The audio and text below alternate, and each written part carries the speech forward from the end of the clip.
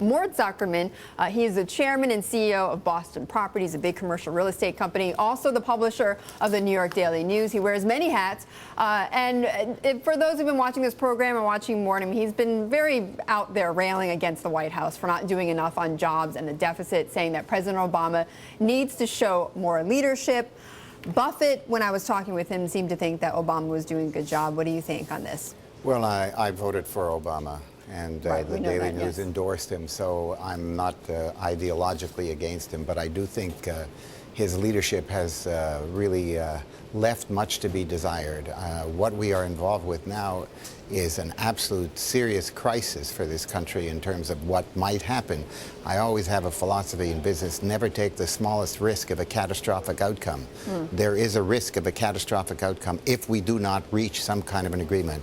And I believe both sides understand it, and therefore I beve they will reach an outcome, not perhaps the large... Watching this, or watching what's happened between the president, between the Republicans and the Democrats, are you more or less, you believe more confidently that we will get a deal, though? I don't know that I'd use the word confidence. It's not because I think all of these folks are so high-minded. I think they're going to act now because they realize they have no choice. And it's only under those circumstances, alas, that we do get action out of the people in Washington. But they know now that if this goes wrong, everybody's going to be blamed. It is a disaster for the administration, a disaster for the Congress, and a disaster for the country. So one way or another, they will do something to get past this. It may not be a permanent solution. It may be an interim solution. But whatever works, we've got to get past this literally cliff that we are looking at it on August the 2nd. Mort, would you be okay if we got a smaller deal? Yes, I would be okay. A smaller deal is $2 trillion or plus, $2 trillion plus. That's not a bad start. It makes it easier to go to the next stage as well if there is some success out of the smaller stage. I would have preferred the larger deal. I have felt this and advocated this for years on both sides. But I would absolutely accept that, because what it would mean is that the debt ceiling extension would not be forever, but it would be to another deadline, and at another deadline we'll try and get the other half of the cake. But how is that good for the economy? If you just get a smaller deal, then you got to renegotiate this again, and then again the issue of the debt ceiling is going to come up. It is not good, I agree, but it is just better than what the alternative is. The alternative being that we have a crisis now. The hope is that at some point, you know, more mature thinking goes through the politics, particularly if the next stage of it is after the next election. So that may be something that would make it easier to be done, but we've got to solve it in this shorter term solution. If we get a $2 trillion deficit reduction, that's fine. I think that is the issue. We are on an unsustainable fiscal policy. As Erskine Bowles said, this is the most predictable crisis in the history of the United States. If we can't avoid it, they should all be thrown out of office. Mort, just hang on, because I want to just roll for you something else that Buffett talked about. I want to switch. I'm trying to switch gears here to jobs. Yeah. Just hear what Buffett said about jobs. We will come back big time on employment when residential construction comes back, and we way overproduced in houses. The reason why I wanted to play that, because you're in property market. I mean, you're in commercial real estate, but I mean, do you agree with him? Well, every recession that we've had since the end of World War II, we've led our way out of it through residential construction. Right now, however, we have a crash in residential prices and a crash in residential construction.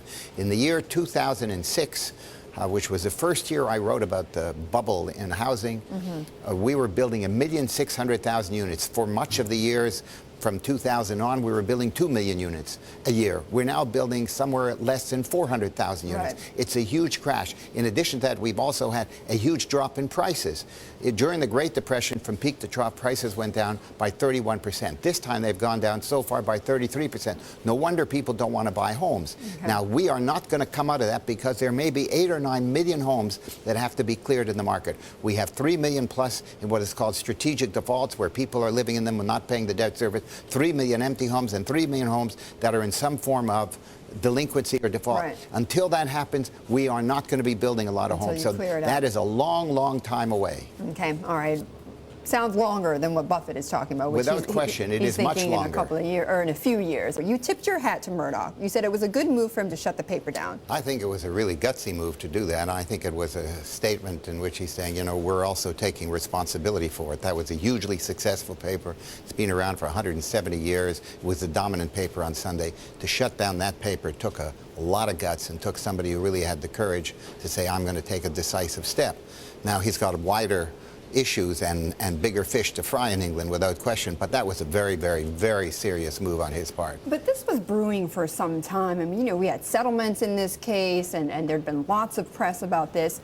You know, shutting the paper down now, was it too late, though, for them to do this? This, I don't know. We're going to find out very shortly, because there's such pressure now on the Conservative government, because the former editor of this paper became the press secretary for the Prime Minister. Right. So he somehow or other was, shall we say, at least tangentially touched by this thing. And politicians, when they are in office, particularly when they have a coalition government, just don't like that feeling. No. So I don't know how that decision is going to be made. As you've heard, the Prime Minister said he's not going to involve himself in that decision. And if you believe that, I have another bridge to sell you. But you have no choice when you are the Prime Minister but to distance yourself from it, because the whole country is really alienated by what has come out in terms of the way reporters in the news of the world went after hacking. It's just one part of it. Right. But the whole culture of The British whole thing. newspapers, if you follow it at all, and I have followed it, it's get the story at any price. And it doesn't matter, and nobody talked about it. Everybody knew there were all kinds of games being played and bribes being paid and everything like that.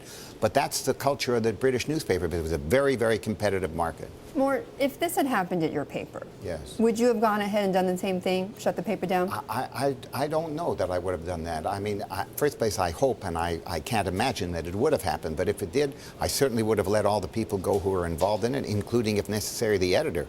But I don't know that I would have shut it down. I think the paper really has a role to play in the public life of New York City, and so I would have been very reluctant to do that. That's why it took enormous courage on the part of what he did to shut down a major paper in that city. Mort, always great to have you with us. I always wish we have more time, but you know, we know you're going to come back on this program. You just do it on an alphabetical basis, and I'm in good shape. All right, we'll have to flip that, though. All right, Mort, thank you so much. Great to see you, as always. Mort Zuckerman of Boston Properties.